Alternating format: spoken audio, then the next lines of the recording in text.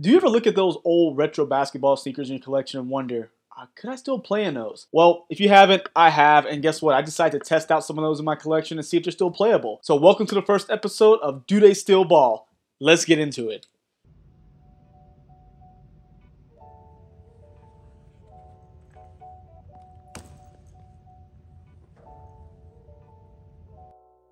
What's going on, everybody? And again, welcome to the first episode of Do They Still Ball? Of course, I am Mike from the Sneaker History Podcast, and I really do appreciate you guys for joining. This is the first episode of a new series I want to create, and just go ahead and hit the like button, hit the subscription button, leave a like or leave a comment, and of course the notification bell so you know anytime a new video comes out. But those things help me to figure out how to make this better for you guys, so leave those comments, leave those interactions, because that really helps a lot, and of course it helps to build a channel up on that back end as well. So thank you so much. And before we get going into the video, I want to shout out both Serious Player Only, first off, for sending over their one for all bag. It's their hoop bag or a basketball bag that is going to let you put up to 5 pairs of shoes in here, guys. It's something you're going to see I've been using in the video, so you'll see it doing like the B-roll, all that good stuff. And this is awesome, guys. I mean, I don't really have anything in there right now because I just emptied it.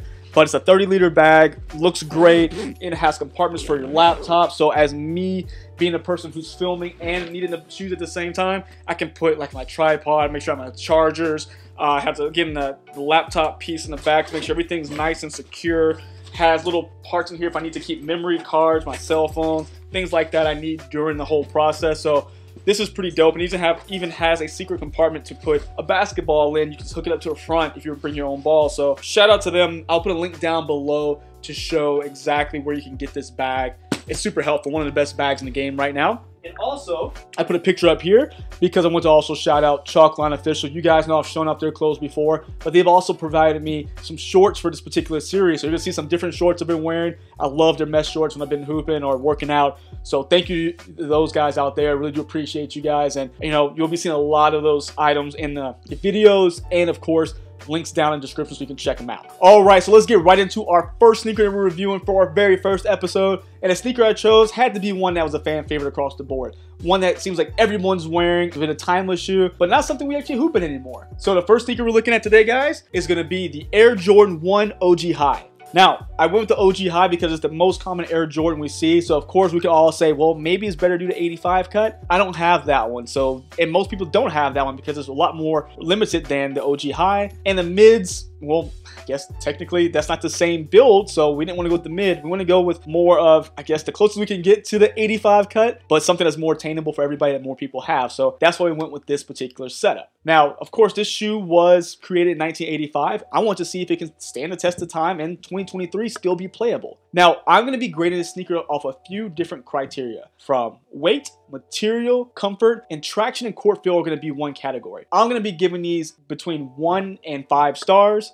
or I guess I could say 0 and 5 stars, and at the end we'll decide if it's playable or not playable. Very simple, very easy. And mind you guys, I'm not a professional basketball player. Guys, look at that. I'm 5'8". There is no way I'm playing professional basketball. But I played basketball for a long time. I really enjoy the sport. And these are just my opinions. These are something I want to provide to you guys. Maybe give some insight, and maybe you get a little bit curious like me, want to say, man, can I actually play in this shoe? Because it's awesome to have all these shoes, but sometimes if it's a basketball shoe, I kind of get the itch to try it on court. And that's really what happened. I was sitting in my office looking at these shoes like, can I just put them on court? What do they feel like?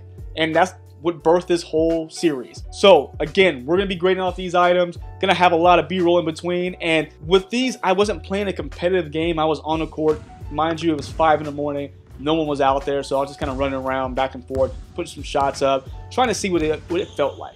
So first things first, I want to get into the materials. That was probably the part to me that was the most interesting, because I love a good leather basketball shoe. I think a lot of people do. Now, that's not to say I don't love all the new materials, because they're lighter, faster, all that good stuff. But something about a good leather basketball shoe is always just nice to have. Whether it be just a little bit more, you know, it feels like a little heavier on foot in the sense of the materials, and it feels nice, a little bit more secure sometimes. Of course, the leather is going to withstand much more of a beating than that Fuse or any of that other, the Flyknit, things like that. So with that being said, I also know that Jordan 1 is really very in leather quality. This particular one has a lot of like coating on it because of the cracking effect, but it's not a bad leather, still a thick cut. But if I were to put on something like the Jordan 1, Across the Spider-Verse, softer leather. So a lot of variation in materials, but this one overall, I have to say they're typically decent quality. I had to get a 4 out of 5. Give it a 4 out of 5 because, of course, it's not perfect by any means, but I think it's going to withstand it. It felt good on the upper on my foot. I didn't have any issues of pinching. It felt like my foot was getting hugged the leather on there. So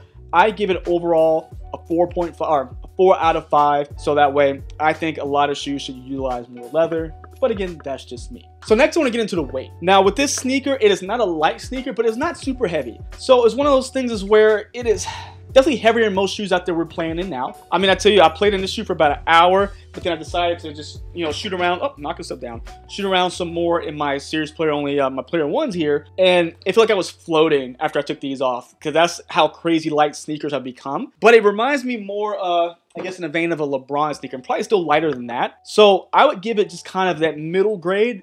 I'll give it a 3 out of 5 when it comes to weight, because again, not poor, but not nearly as light and as some of the shoes we have now. So that is what I'm gonna give it. So keep that at a 3 out of 5. Now, next up, we're gonna get into the traction and court feel. Now, personally, me, I love sneakers that have court feel. One of my favorite shoes to play in were the Kyrie models because I love the way it feel on court. Same with the Kobe's. I love the way it had the court feel. Now, with that being said, this sneaker has a lot of court feel. I think that was something that Michael Jordan wanted, and clearly that's why he didn't wear Nikes to begin with, because he thought they were stacked too high. But this shoe has a great court feel. If that's how you like to play, you want to be able to feel the ground as you're moving, you're going to do that here. Now, also with that, you're going to have the traction. Now, we always hear wear testers every time they review a Jordan 1 talk about the greatest traction ever. I had never known if that was just kind of a joke or if it was something real, and turns out it is real. This shoe stuck to the ground fantastically. I didn't ever feel like it was any slippage. Now, I will say shout out to the rec center where I live, because they keep the ground very clean, but I never felt like I was gonna slip on any move I was making on the court. I wasn't doing anything crazy out there. Again, I was just kind of shooting around, but running around trying to just do like some lateral movement, some test on it, which you'll see in the B-roll. I had no point of slipping. I was there. I mean, if squeaking is an indication of how tacky and how good the traction is, this shoe did a heck of a job, and I have to give this one, I have to give it a 4.5 out of 5. So almost perfect, but not quite perfect on court feel and on traction. Now, we get to our last category, because when you have great court feel, that typically means you don't have the most amazing comfort. And this one, comfort-wise, it was tough, because all it is the rubber cup sole. You have to encapsulate an air unit in the heel, which you cannot feel. And that was definitely a rough go. Now, again, I was just shooting around. I wasn't playing it in a competitive fashion, but I feel like if you tried that, you were gonna feel it after a while, because I was able to keep playing, but once I stopped, that's when the pain and soreness set in. Like, I'm recording this on a Wednesday. I did this test on a Monday. My feet are still kind of feeling it a little bit, and maybe just because I'm old. I mean, who knows? But I played with this out of the box the way it is. I didn't change any of the insoles. I didn't add any orthotics, of course. So this is how I feel after that. Now, you guys see from the video, and I better get any crap from you guys, because I still wear Elite socks because they were awesome for basketball. So I thought that would probably help the comfort, which it might have, but I tell you, I could still feel it all in my footbed after I got done. And it is definitely a tough shoe to play for long hours or for really high